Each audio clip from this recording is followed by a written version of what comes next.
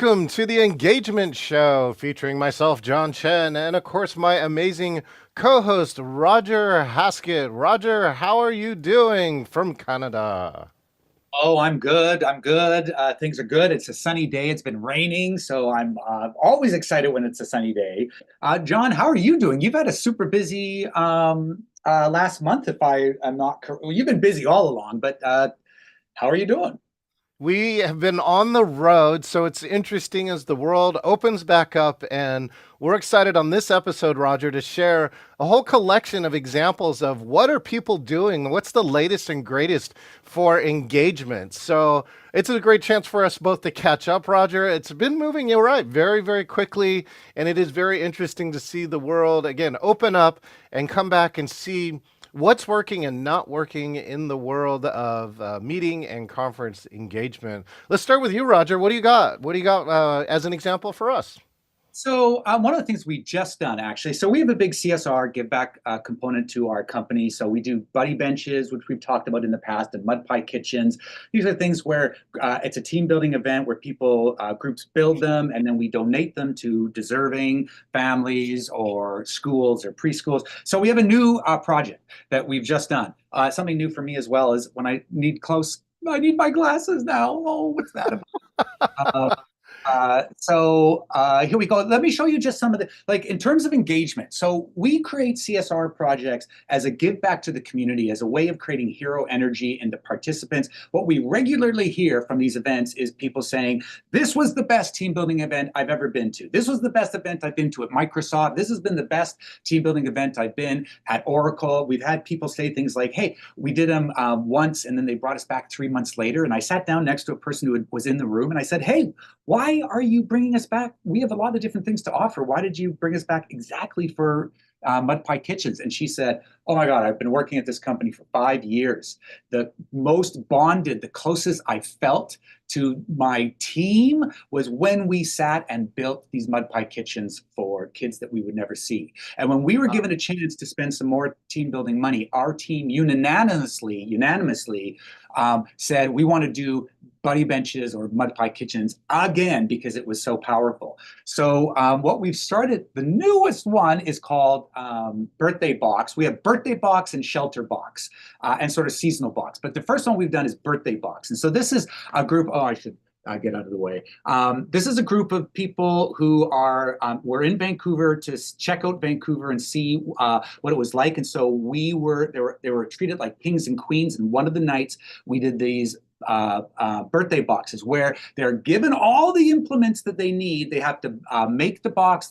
They have to like put it together and wrap it, and then they have to put into it all the things for a complete birthday party. Birthday party, and the idea is once they've done this, they then go. Let's do this. People got down on the ground. They were so excited to be working on it. They put together these boxes, and then we line them up and take pictures. And then what we do is we take them. We don't have pictures of that yet because it's just so recent. We take them to the North Shore Neighborhood House, or we take them to the Downtown East Side Women's Shelter, and they put these boxes on the racks for people to look at the displays. And a parent will come by, a family that's struggling, and they'll go, I've got a 6-year-old boy. Can I please take the Hot Wheels box, or can I please take the Ooh. Avengers box? Or someone comes up and says, I have an 8-year-old girl. Can I please have the unicorn box? And then they get the box and they take it back to their family. They open it up and they read through it, and they use there's decorations, there's cake, there's loot bags, there's activities. So basically it's a party in a box. And so no matter what's happening to a family's financial situation, we believe that children deserve birthdays, that they deserve a day of happiness to celebrate themselves. So these are given to the people who need those so their families can have these special days. So that's our newest, greatest. Yeah, here they are. And oh my goodness, the client at the end said, she was like, oh my goodness, I've never seen, they were so involved, they were so excited, they were so happy, and now we're so energized because we've done this amazing thing for kids and families that we're never going to meet, which to me is the definition of a hero. So this is something we're super excited and proud about. Well, cool. Thanks, Roger. You're really harnessing that energy of the what of the give back of the doing something beyond the company and themselves and reaping the rewards for that. That's really a key aspect. So yeah, I mean engagement often can lead into where you're engaging people far beyond yourselves. Mm. That when you hit the kids or you hit like a homeless or a shelter or some other aspect and you're making a difference. I think that's really one of the keys. Wow. Yeah. Well, let's see. What's one of the examples I got? So one of the examples I got is that my conference was just in October. So October 1 through 3, we had three Hall of Famers on here. And so, one of the things is that this conference really showed to me that hybrid can really be engaging. And sometimes we got some great stories from it. Let me give you a recap and then I'll share some of the stories from it. I have a little 1 minute video clip, Roger, to show you of what happened when we put three Hall of Famers into the most technically advanced hybrid environment that we could see. Check out this video.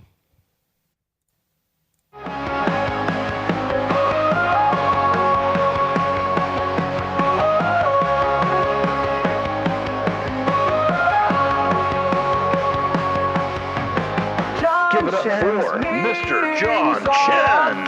Put your hands in the Leading air! with fun and desire, inclusive programs, no one is tired. We need innovation more than ever. We need your innovation. Engaging meetings, everyone is in. These are the push pins that impact our lives. Connection before consent, that's the magic key. Best need ever. Yeah, Roger, thank you so much. There were so many great things that happened here. Let me give you a couple examples from that. Number one was with the technology. We actually had 6 screens running for this so that you could see the slides. You could always see the virtual audience. And then when you were a presenter, you could see the virtual audience underneath the camera. You could see the chat in large format, and then you could see your next slide. And so we had that, which gets me to my next point. After you get the technology, then get the best content. And so we had 3 Hall of Fame speakers. There's only 125 in the world. We had 3 of them inside of this program, and they just delivered amazing content, not only to the in-person people, but to the virtual people. One of the presenters came back and said, Roger, they said, I felt more connected actually to the virtual audience than the in-person audience because of the way that we had the tech arranged. And Isn't then, isn't that amazing? Isn't like so? I want to interrupt because yeah, this is what we hear regularly.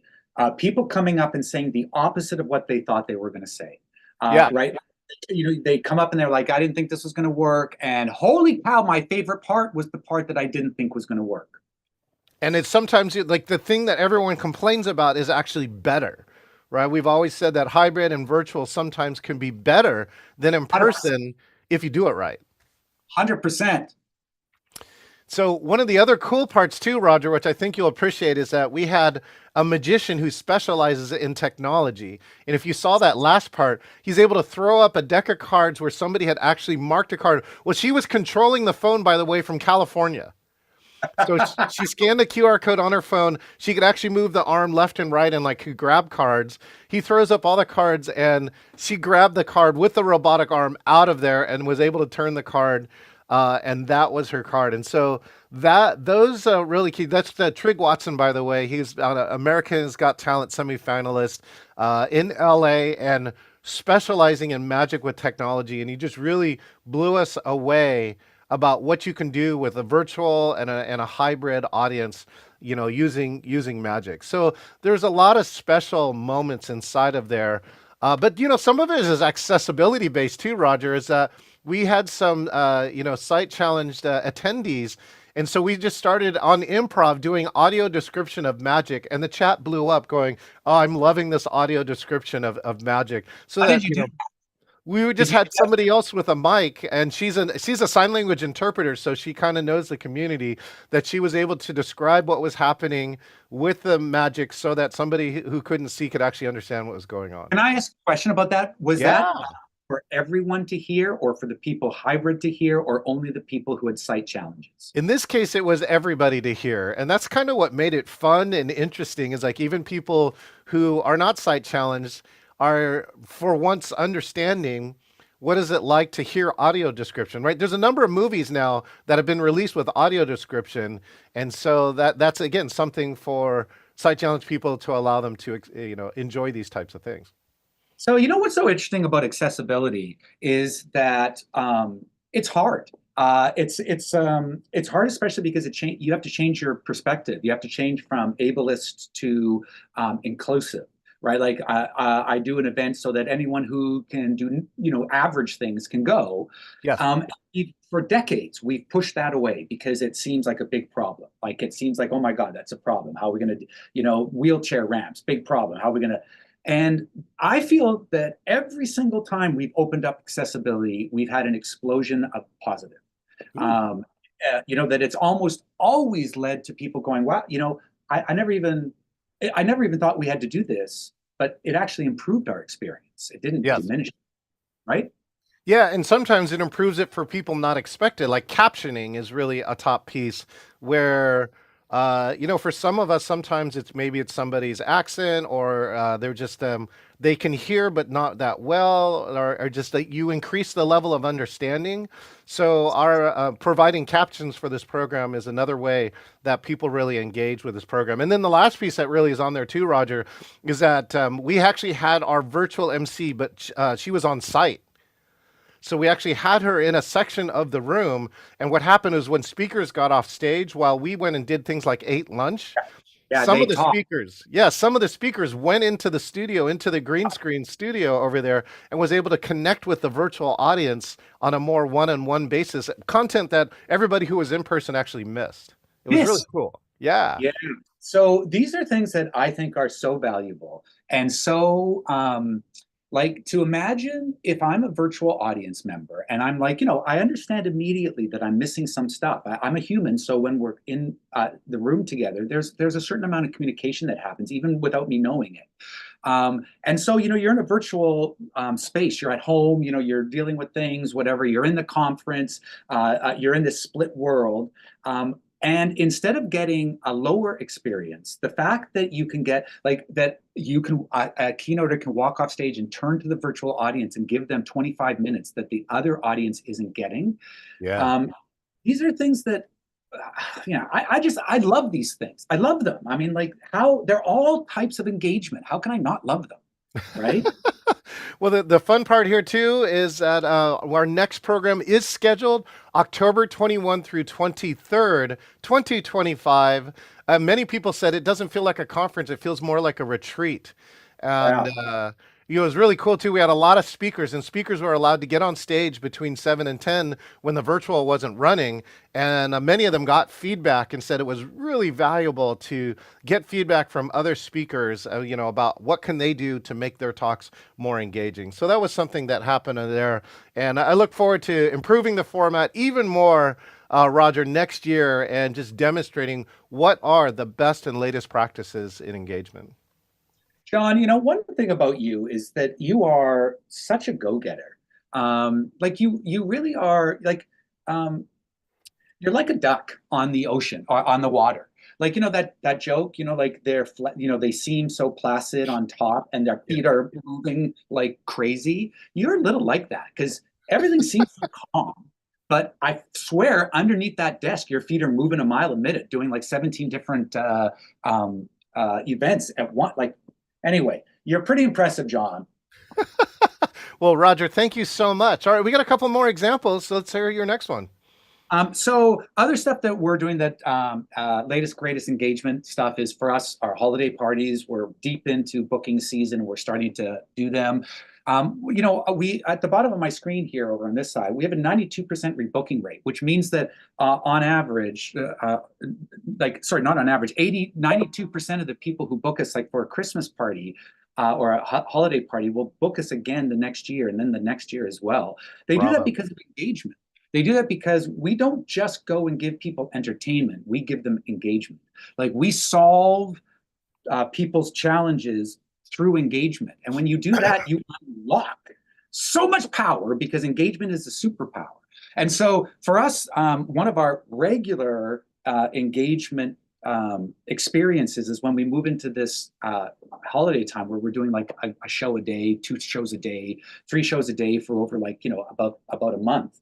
And we get back over and over again from our clients, like these letters that are these testimonial letters going, this is the best thing we've done. We didn't think it could ever be top. We did it last year with you. We didn't think we could top what you did, but somehow you topped it this year. So I put that out there as a little bit as sales as well, marketing, that, it's not too late still to hire Engagement Unlimited to do your holiday parties, whether that's in November, December, or January. And speaking of which, for an engagement trend, everything is happening shorter now, John, isn't that? I mean, like, I don't know about for you, but for us, they're booking things like 2 weeks out now, like 3 weeks out. A month is a lot of time. It used to be we book things 4 months out, and if we book things within the 3 weeks, we called that an emergency booking. Now that's just a normal booking. Well, one of the parts too is that I've been producing Jay Abraham's mastermind, and one of the things that he says to help grow your business, right, is like a 10-10-10. Or it's like if you can increase a couple things. Number one is like the frequency of your clients, right? So just this whole rebooking part, or maybe even rebooking, like get them into not only a holiday event, but like a summer event or something like that, doubles the frequency. 100%. The next one is increase the revenue on the same event, and then of course bring in new clients. But that rebooking rate is such an important part to a successful business that you should be kudos for a 92%. That is a very, very high number, and a testament to your engagement. Yeah. What's your next thing, John? Well, I got something really fun here, and this next one happened at the Presentation Summit. So the Presentation Summit is one of the top conferences for presentation designers. People, for instance, like PowerPoint or Canva or whatever. These are all people who professionally do it. There were 13 out of the 39 worldwide Microsoft PowerPoint MVPs. There was also an original developer for PowerPoint at this conference. And so if you make visuals for your program, you should check out this conference called the Presentation Summit. So one of the things that they always do is a PowerPoint trivia contest. So they get 3 teams, and I happen to be on one of the 3 teams. And they do multiple games, PowerPoint trivia, like taboo, using points or words or terms from PowerPoint and presentations. And in this particular one, they had a storybook. So what happens is the rules of the game are for 2 minutes, one person can voice over the story, and the other members on the team all have to act out what you're saying, no matter what's going on. Right? So this is a great improv exercise. So the funny part is that they were talking about this, and he was saying, sometimes you can go rogue in your answers, right? And we were team 1, and I'm like, okay, the theme is immediately, our team is Rogue One. So we have a Star Wars based team, and we did this storybook presentation, and I just want to share what turned out to be one of the funniest and most engaging moments from this presentation, when you see one of my teammates maybe have a what looks like a medical emergency, but not really. It's funny. Okay, so here we go. Check out this video from the Presentation Summit of Rogue One. And she loved to ride horses. It's me narrating the story.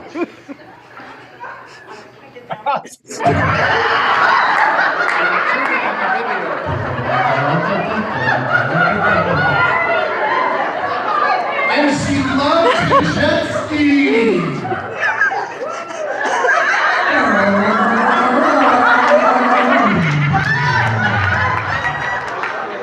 As Princess Leia developed her force, she found she had an uncanny ability to pick the next Jedi.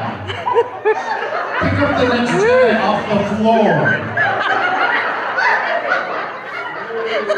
She also found that she had the uncanny ability to pick the next Jedi's nose. And so there, totally unplanned, right, Roger, was the fact that I felt like it was like I've fallen and I can't get up. Now, if you look at her costume carefully, those are two honey bun cinnamon rolls. And they're Oh on yeah. a pair of Logitech headphones, and all we did was staple them onto there. So that was her Princess Leia costume. So good. And So, John, we do that in theater school. Exactly what you right. described, things that we did in theater school to learn improv and learn how to work with the team and how to give and take. That was so funny. So again, the funny part, what totally unexpected, Rick, he was his 22nd year of doing this conference, says he's never had to rescue somebody off of the floor. And so this is, I think, one of the things that in engagement that is so important is that you got to put items inside of the program, right, that can allow the unexpected. And and then when the unexpected happens, you just have to celebrate it, right? And there's like we couldn't write this stuff in, Roger, right? Doesn't that happen most of the time when something memorable happens in a conference? Often it's a mistake, or it's unexpected, or it's unplanned. But there has to be some context to allow it to happen. Like if we didn't have a trivia contest, then this thing wouldn't have happened. But part of it is to provide a container to let the other people, be part of the show and really get out of there. And the fun part too, of course, Roger, is that we won. So of course we took that as a pride, even though the points are kind of given away, like whose line is it anyways? Yeah, but still, winning is nice. Yeah, it's the thing is when you open the door to engagement, you don't know what's coming in. And I mean, let me rephrase that. You know what's coming in. You know there's a ton of stuff coming in, but you don't know what else is coming in with it. And as a result, like I've been in. I was out east in Toronto, I think, doing a talk, like a big conference, like thousands of people, and Yeah. I had about 300 people in my. It was a 7 o'clock start. It was for sure, and it was a 7 o'clock start because they had so much stuff to do. And so I was at 7 o'clock doing the power of play, and I had 150 people in my room, and there were like 6 rooms all in my section, and about halfway through the event, all these people kept opening the door and poking their heads in, and soon security sort of would stick their head in, and like planners, like the people in charge, and so I walked over at one point when I had everyone working in teams, and I was like, "Is there like a problem?" And they went, "Yeah, yes." And I went, "What's the problem?" And they went, "You're really loud."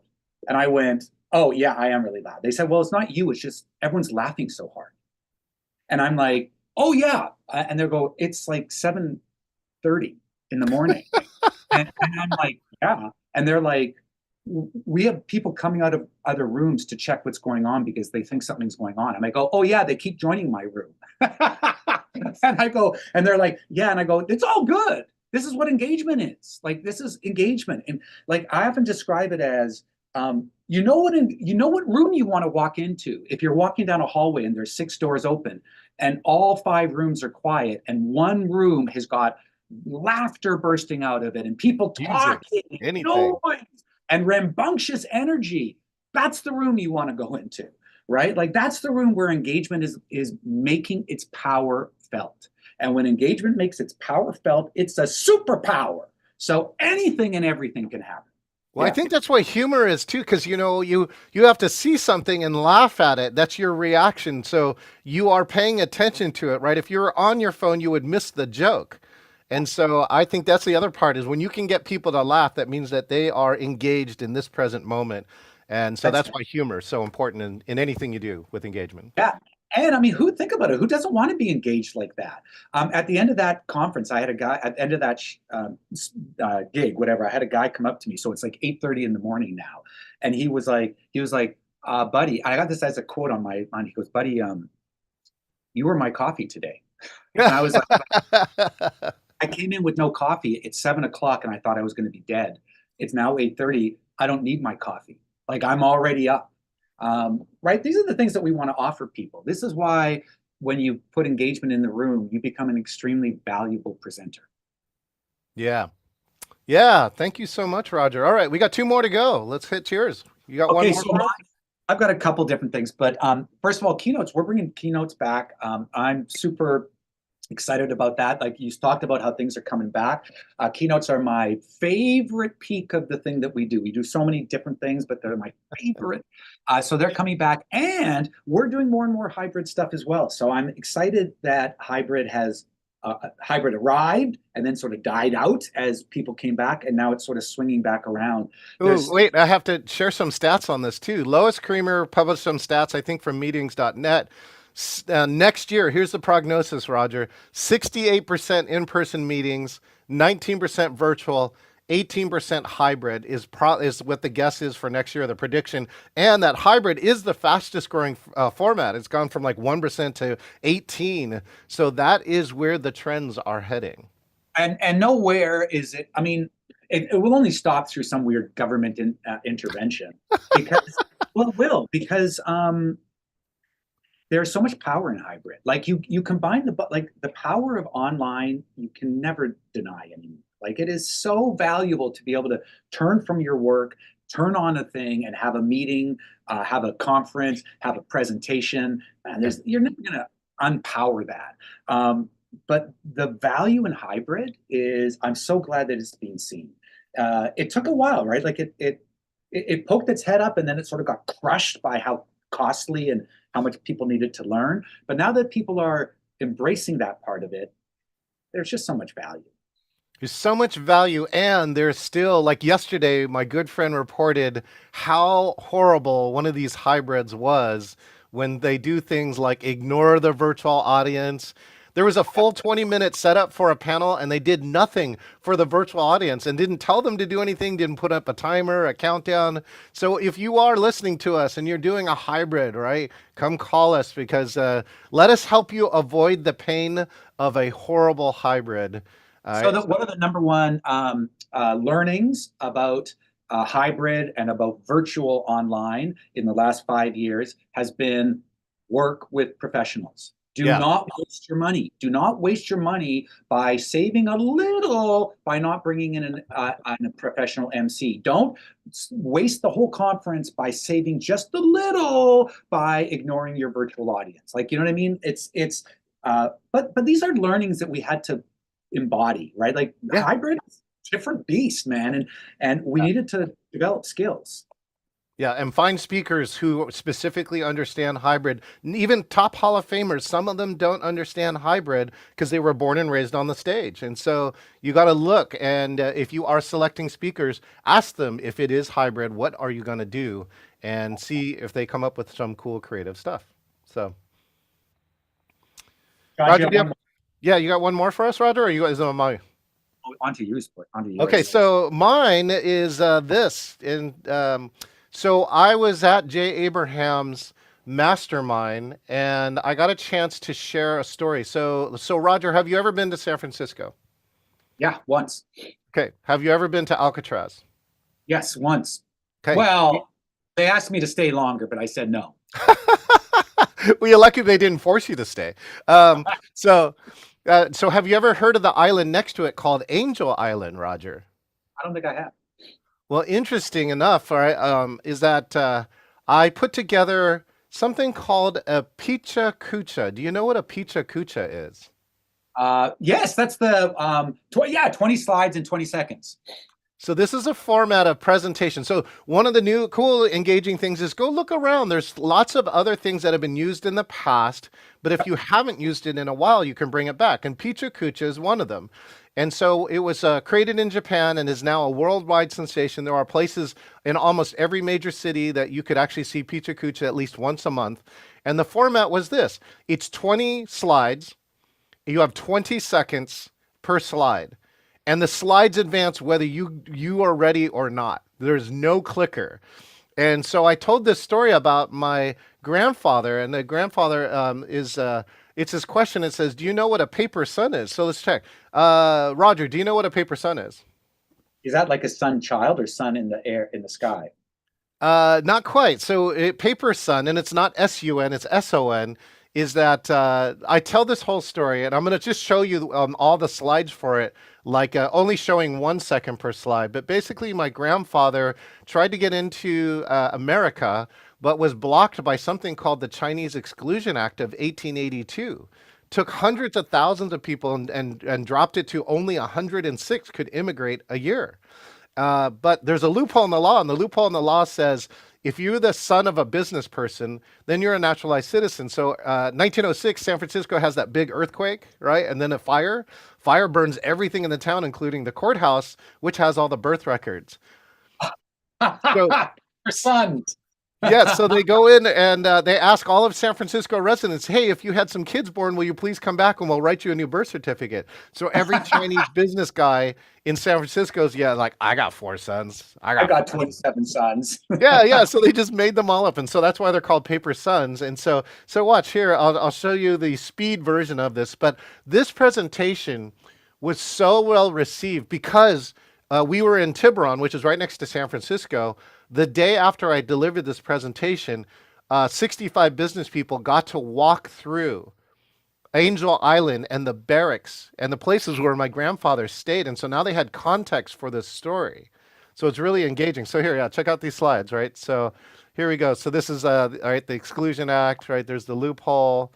This is the birth certificate. This is the questions they asked.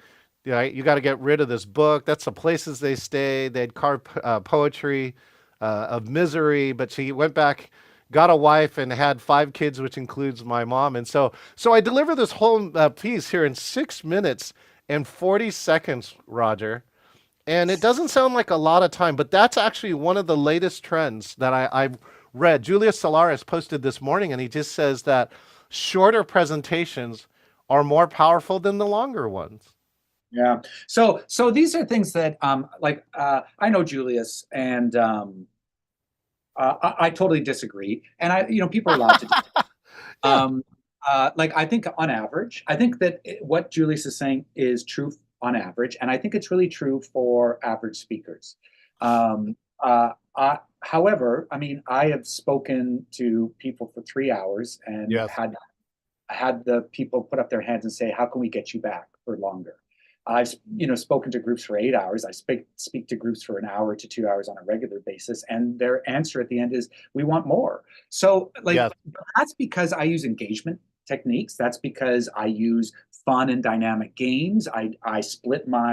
I make sure that when I design a keynote or a workshop, that I keep building into it these engagement moments. I keep building into it where I go, let's stop me talking and let's build, put you guys into a group and get you guys talking. Let's stop me telling a story and have you guys, or whatever, or let's do this fun game right now, because it really is about strategizing. If you don't strategize, 5 minutes is too long. If your content isn't thought of through the focus of engagement, 30 minutes is too long. But if you're thinking engagement, I spent a day teaching people. I've spent 3 hours teaching people and only had them say, this was the best I've ever had. I wish I could have more. So I think it really depends. But shorter and interesting formats are always interesting because they're different. It's a surprise. It's engaging. So not to discount the differences, but I discount the idea that your audience can't be enthralled and engaged for a longer period than a shorter period. Well, I think one of the things is the litmus test for engagement it sounds something like this, right? Well, we all know if it's boring, then it just drags on and it feels like it lasts forever. Okay, that's one. The second level is that it feels like it went in a flash, right? Because it was really cool or energizing or engaging.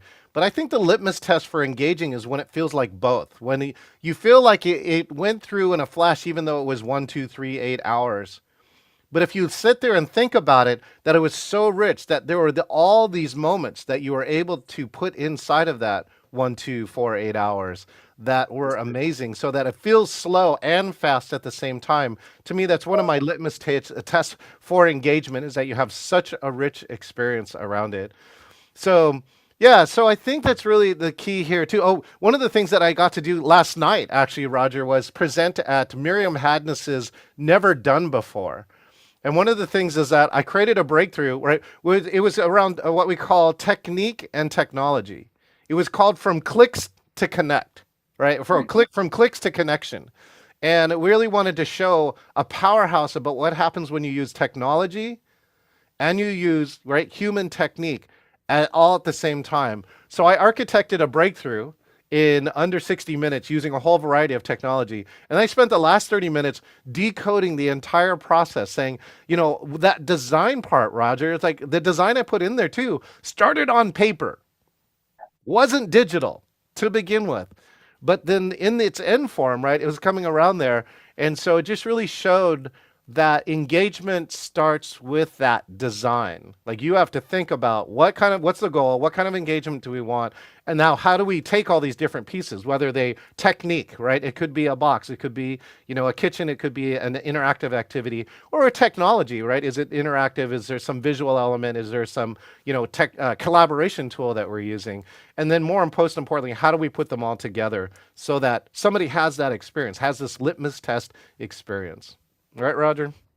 100%. Well, the difference between walking out of a session that was engaging versus one that wasn't is the litmus test too. Like, if people are, so one of the testimonies I have on my site next to the coffee one is this, person said, I sat down in your session and within 10 minutes, I knew this was going to be different.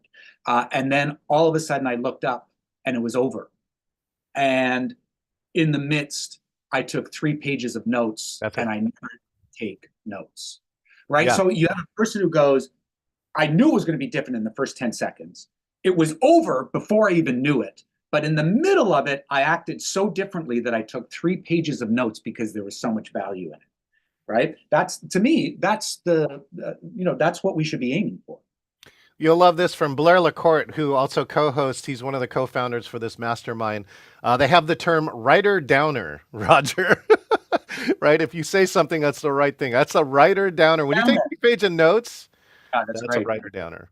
Yeah, so I created Roger's Rules. I know we're near the end, sorry, but I created Roger's Rules because when I was teaching actors, I would say something and all of a sudden I go, oh, that sounds so smart. I'd go, that's a Roger's Rule, write it down. And they'd be like, what, you just made it up? I went, no, I just heard it, what I've been doing my whole life. Like, Roger's Rules, get comfortably uncomfortable. Like Roger's Rules, the way you think about stress determines its impact. Roger's Rules, we are all actors. These are all things that came out of me sort of going, that's a writer downer. There we go, Roger. All right, what's the writer downer? What's your last writer downer for this engagement show? This has been really fun. Well, it has been fun. I wish it went longer. I hope the people who are watching are getting stuff out of it, because from my point of view, it's almost irrelevant because I'd have such a good time talking with John. So anyway, I hope you guys are finding it engaging, and let us know if you want us to talk about anything. Like, we'd love a topic to talk about. Yeah, I want to give a shout out to Catch a Dub. Apparently followed us on one of our social media, so thank you for watching live. What's my writer downer for here? Right? If you're not getting engagement from your program, you're probably not doing it right. So, we haven't seen it done the best. So that's what I'm going to leave you with for this holiday season. And your next goal for 2020-25, if you're involved in something and you feel not engaged with it, right, set your own goal and say, what can I do to make this even more engaging for the people that are attending our piece? Roger, I want to say thank you once again here for being here on the Engagement Show. I love this. Break out of the virtual prison and use breaks often. That's a Roger. Maybe that's a Roger's rule right there, isn't that, Roger?